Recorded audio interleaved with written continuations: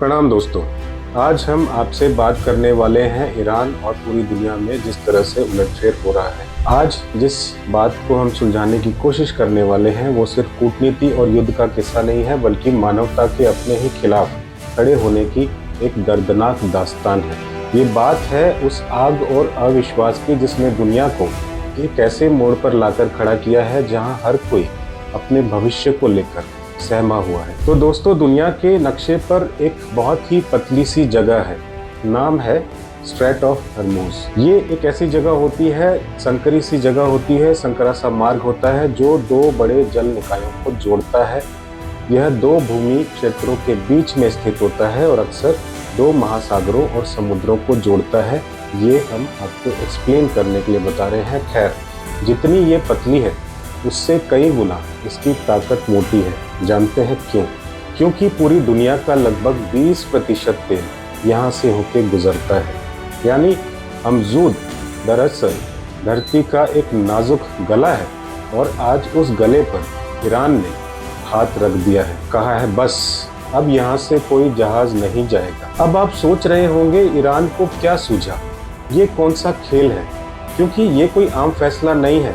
यह फैसला नहीं है, ये तो जैसे शतरंज की एक चाल है, और वो भी ऐसी जो पूरी बिसात उलट सकती है। लेकिन सवाल तो ये है कि क्या वाकई ईरान जीत पाएगा या फिर ये चाल जो है उसे ही डस लेगी। आइए समझते हैं इस खेल को कहानी की तरह। न्यू इरा वर्ल्ड यानी कि नए युग की नई दुनिया में फिर से आपका स्वागत है। अभी रिसेंटली ईरान के पलटवार को आपने देखा होगा। अमेरिकी घमंड को एक ग्लोबल चुनौती की तरह इसको देखा जा रहा है। ग्लोबल टेंशन इस समय चल रही है। आज की सबसे बड़ी खबर ये है, जो आप मेन स्ट्रीम पे देख रहे होंगे, कि ईरान ने अपना बदला ले लिया है। क्या ऐसा माना जाए? जी हाँ, वो अमेरिका जिसने हाल ही में अपने घमंड में चूर होकर ईरान को कमजोर समझा था, जैसे राष्ट्रपति ट्रंप ने भी समझा था, शान से दावा किया था कि हमने ईरान को जमींदोज कर दिया है, आज उसी अमेरिका को ईरान ने करारा जवाब दिया है। नवीनतम अपडेट्स जो हैं आप देख रहे होंगे, रणभूमि दिखा रहे हैं लोग, बहुत सारे मेन स्ट्रीम मीडिया वाले। सीधा प्रसारण और ताजा रिपोर्ट्स ऐसी चल रही हैं। ईरान ने 23 जून 2025 को कतर के अल उदैद एयरबेस पर मिसाइलों से हमला किया था। यह एयरबेस अमेरिका का मध्य पूर्व में सबसे बड़ा सैन्य अड्डा माना जाता है, जहां लगभग 10,000 अमेरिकी सैनिक जो हैं मौजूद हैं। ईरान ने इन हमलों को अपने परमाणु केंद्रों पर हाल ही में हुए अमेरिकी और इजरायली हमलों का शक्तिशाली और सफल जवाब बताया है। अमेरिकी अधिकारियों ने पुष्टि की है कि अल उदैद एयरबेस पर ईरान ने 19 मिसाइलें दागी थी, जिसमें से अधिकांश को कतर के एयर डिफेंस सिस्टम ने रोक लिया था। हालांकि अमेरिकी सैन्य ठिकानों पर किसी भी हताहत होने की किसी की कोई खबर या रिपोर्ट नहीं है, ऐसा उनका कहना है। ट्रंप ने भी अपनी social media platform truth social पर दावा किया है कि कोई अमेरिकी सैनिक हताहत नहीं हुआ है और ईरान ने शुरुआती सूचना देकर मदद की, जिससे जान माल का नुकसान रोका जा सका। वहीं अल जजीरा के अनुसार ईरान ने इजराइल पर भी कई मिसाइलें दागी, जिसमें दक्षिणी बीरशेबा में कम से कम 4 लोगों की मौत हो गई। इन हमलों के बाद ट्रंप ने इजराइल और ईरान के बीच सीज फायर की घोषणा की है और दोनों पक्षों से इसका उल्लंघन न करने का आग्रह किया है। हालांकि ईरान के विदेश मंत्री अब्बास अराक्ची ने अभी तक किसी आधिकारिक संघर्ष विराम समझौते से इनकार किया है, लेकिन कहा है कि अगर इजराइल हमला बंद कर दे तो ईरान शायद अपनी जवाबी कार्रवाई रोक देगा। इजराइल ने भी अपनी हवाई क्षेत्रों को कुछ घंटे के लिए बंद करने के बाद आपातकालीन उड़ानों के लिए फिर से खोल दिया है। कतर की राजधानी दोहा और उसके पास के लुसेल में जोरदार धमाकों की आवाज गूंजी है और आसमान में मिसाइलें देखी गई हैं। इस बढ़ते तनाव के चलते कतर ने अपना हवाई क्षेत्र जो है अस्थायी रूप से बंद कर दिया है, जिसका सीधा असर दुबई की उड़ानों पर भी पड़ा है। कल्पना कीजिए, भारत पाकिस्तान युद्ध में भी हवाई क्षेत्र पूरी तरह बंद नहीं हुए थे, लेकिन यहाँ दुबई जैसी अंतर्राष्ट्रीय उड़ानें भी प्रभावित हो रही हैं। ये दिखाता है स्थिति जो है कितनी गंभीर है। तो ये थी खबर जो आपने जगह जगह देखी होगी। हमने एक समरी आपको उसकी दे दी है। ये खबरें हर जगह चल रही है। शतरंज की बिसात पर ईरान की कई सारी चालें चल रही हैं। क्या ये जीत होगी या आत्मघाती कदम? आपको क्या लगता है, सत्ता के खेल में मानवता का बलिदान नहीं दिया जा रहा है? ईरान वो देश जिसे दुनिया अक्सर बेवकूफ समझने की गलती कर बैठती थी, लेकिन ईरान वो तो सदियों से ठंडे दिमाग से शहमात वाला खिलाड़ी रहा है। जब गाजा में हजारों लोग मर गए, जब मिसाइलें बरसी, जब अमेरिकी बम गिरा, ईरान तब भी खामोश रहा, संयम से, सब्र से। लेकिन जैसे समंदर में कोई आंधी उठने से पहले सन्नाटा होता है, बस वैसा ही जब दुनिया समझ रही थी कि ईरान सिर्फ बयानबाजी करता है, तब उसने अपने पत्ते फेंके, कहा कि हरमुज का रास्ता बंद। यानी अब दुनिया का तेल रुक सकता है, सप्लाई चेन थम सकती है, कच्चे तेल की कीमतें आसमान छू सकती हैं और पूरी दुनिया लड़खड़ा सकती है। पर जरा रुकिए, क्योंकि ये फैसला जितना खतरनाक है उतना ही पागलपन भी लग सकता है। क्यों? ईरान खुद रोजाना 17 लाख बैरल तेल इसी रास्ते से भेजता है। यही नहीं, उसका सबसे बड़ा ग्राहक चीन, वो भी इसी रास्ते से तेल लेता है। और चीन इस बार खुलकर ईरान के साथ खड़ा दिख रहा है। जापान, कोरिया, भारत सभी ईरान से दोस्ती रखते थे। अब सोचिए, क्या ईरान अपने दोस्तों का तेल बंद कर देगा? 67 अरब डॉलर की कमाई खुद दांव पर लगाएगा। सुनने में तो ये फैसला खुद को गोली मारने जैसा लगता है, लेकिन ईरान को कमजोर मत समझिएगा। ये वही देश है जो जानता है कि वक्त कैसे बदल जाता है। अब आप सोच रहे होंगे, क्या ईरान वाकई इतना बड़ा जुआ खेल रहा है? जी हाँ, ये जुआ है, मगर सिर्फ तेल का नहीं। ये जुआ है डिप्लोमेसी का, नेगोशिएशंस का। एक ऐसी टेबल पर बैठने का जहां शब्दों से युद्ध होते हैं, हथियारों से नहीं। देखिए, जब कोई मुल्क तबाह हो रहा हो, उस पर मिसाइलें गिर रही हो, तब उसकी जनता भी जवाब मांगती है। क्या हमारी सरकार कुछ नहीं करेगी? अब ईरान जनता को क्या कहे कि हम डर गए, चुप रहेंगे? तो ईरान ने सोचा जवाब तो देना पड़ेगा, लेकिन ऐसा नहीं कि जंग छिड़ जाए, ऐसा जो इजराइल को भी कांपने पर मजबूर कर दे, अमेरिका को भी सोचने ना दे, लेकिन खुद आग में कूदना ना पड़े। तो ईरान ने हरमुज का रास्ता बंद करने की धमकी दी।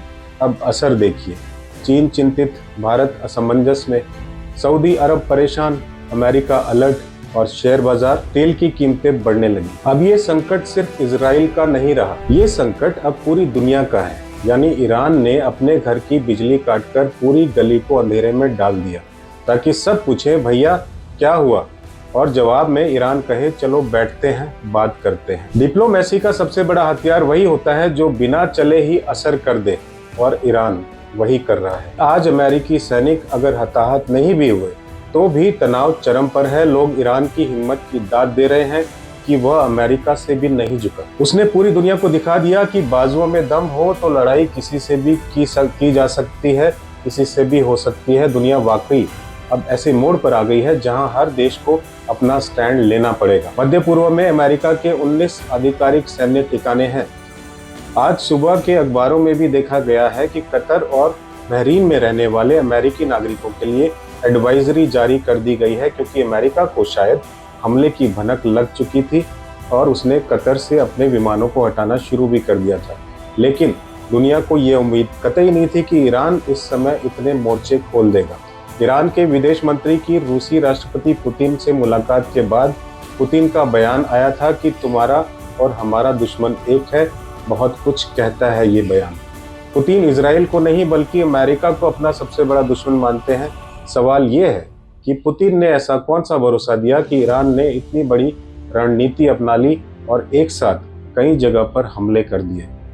क्या यह कोई साझा रणनीति का हिस्सा है? युद्ध के मायने आखिर होते क्या हैं? विनाश का नृत्य होता है और सत्ता का अहंकार इसमें बहुत बड़ा काम करता है। अगर ईरान को इसी तरह मदद मिलती रही तो ये तय है कि यह संघर्ष और बढ़ेगा। कुछ अमेरिकी अखबारों के मुताबिक इजराइल के पास सिर्फ 12 दिन का गोला बारूद बचा था।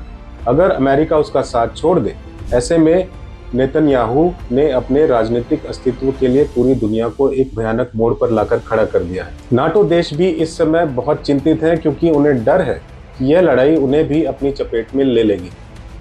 ट्रंप का हैग में नाटो की एक बड़ी बैठक में जाने का कार्यक्रम था, और अगर वो नाटो को भी इस लड़ाई में धकेल देते हैं तो फिर रूस और चीन भी खुलकर सामने आ जाएंगे। तब हम उस तीसरे विश्व युद्ध की बात को सच होते देख सकते हैं, जिसकी चर्चा 2025 में होने की अटकलें लगाई जा रही थी। अमेरिकी और इजरायली हमले के बाद ईरान के परमाणु कार्यक्रम को भी बड़ा नुकसान हुआ है। नटाज और फ्रोंडो जैसी प्रमुख संवर्धन सुविधाओं को गंभीर क्षति हुई है। हालांकि ईरान का दावा है कि उसकी परमाणु क्षमता बरकरार है। ईरानी अधिकारियों ने चेतावनी भी दी है कि अपनी संप्रभुता पर किसी भी हमले का जवाब देंगे। यह वाकई हैरत की बात है कि अमेरिका और इजराइल दोनों देशों में लोग सड़क पर आकर अपनी सरकारों का विरोध कर रहे हैं, जबकि दुनिया भर में आम लोग ईरान और गाजा के पक्ष में हैं। लेकिन समझ नहीं आ रहा कि इन देशों को चलाने वाले लोग दुनिया को किस दिशा में लेकर जाना चाहते हैं। ऐसा लगता है कि इस समय दुनिया के तमाम बड़े देशों के शासक या उनकी सत्ता पागलों के हाथ में है, और इसका उदाहरण हम लाइव देख रहे हैं। सबसे दुखद बात यह है कि इस तथाकथित महाशक्ति बनने की दौड़ में राजनीति और निहित स्वार्थ आम लोगों की जिंदगी को खतरे में डाल रहे हैं। किसी भी बेगुनाह की मौत बहुत दुखद होती है। युद्ध कभी किसी भी वार्ता का स्थायी समाधान नहीं होते। यह मानवता का दुर्भाग्य है कि हम एक दूसरे के दुश्मन बन बैठे हैं और सदियों से चली आ रही इस शत्रुता का खामियाजा जो है आम नागरिक भुगत रहे हैं। भारत पर भी संकट गहराता जा रहा है। हमारी भूमिका पर भी हम बात करते हैं, हम भारतीयों पर इसके होने वाले असर पर भी हम बात करते हैं। हमारे भारत के लोग अक्सर सोचते हैं कि हमारा इस पर क्या असर होने वाला है, लेकिन जब महंगाई का चाबुक चलेगा, जब तेल की कीमतें आसमान छूने लगेगी, क्योंकि भारत अपने कच्चे तेल का 60 से 65% जो है स्ट्रेट ऑफ हॉर्मुज से आयात करता है। अब ग्लोबल सप्लाई चेन बाधित होगी और अगर भगवान ना करे ईरान में कोई परमाणु हथियार इस्तेमाल होता है तो उससे आप और हम अछूते नहीं रह सकते। विशेषज्ञों के अनुसार यह युद्ध पश्चिम एशिया के साथ भारत के 8.6 बिलियन डॉलर के निर्यात और 33.1 बिलियन डॉलर के आयात को प्रभावित कर सकता है। खासकर बासमती चावल, केले, सोया मील और चाय जैसे कृषि उत्पादों का निर्यात जो है प्रभावित होगा। कार्गो और बीमा लागत बढ़ जाएगी, जिससे महंगाई बढ़ेगी और भारतीय रुपए पर दबाव भी आएगा। रिसेंटली मल्लिकार्जुन खड़गे ने कहा था कि आप विश्व गुरु हो या घर के गुरु, मोदी जी को बीच में आना चाहिए, अपनी बात बतानी चाहिए। 140 करोड़ के वैश्विक कूटनीति में हमारी यह चुप्पी कई सवाल खड़े करती है। भारत जो ईरान और इजराइल दोनों के साथ संतुलित संबंध बनाए रखता है, इस समय एक नाजुक स्थिति में है। ईरान ने विशेष रूप से भारतीय नागरिकों को निकालने के लिए अपना हवाई क्षेत्र खोला है। ये लड़ाई सिर्फ मिसाइलों की नहीं है, ये लड़ाई है सप्लाई की, ग्लोबल इकोनॉमी की और सबसे बढ़कर उस कूटनीति की जो दिखती नहीं है पर चलती बहुत है। अब देखना है कि क्या दुनिया बातचीत का रास्ता चुनती है या फिर से उसी चक्रव्यूह में फंसती है जहां से निकलना बड़ा मुश्किल होता है। हरमुज का गला ईरान ने तो दबा दिया है। अब देखना है क्या इससे इजराइल की आवाज रुकती है या दुनिया की सांसें रुकती हैं। इस समय दुनिया के जिस भी कोने में आप हैं, ऊपर वाले से दुआ कीजिए कि यह युद्ध जल्द खत्म हो जाए। युद्ध कभी किसी के लिए भी हितकारी नहीं होते। हम सभी दुआ करें कि दुनिया में बहुत जल्द शांति कायम हो। आपका इस पर क्या विचार है? आप क्या सोचते हैं कि भारत को इस स्थिति में क्या भूमिका निभानी चाहिए? अपनी राय हमें कमेंट बॉक्स में जरूर बताइएगा। प्रणाम।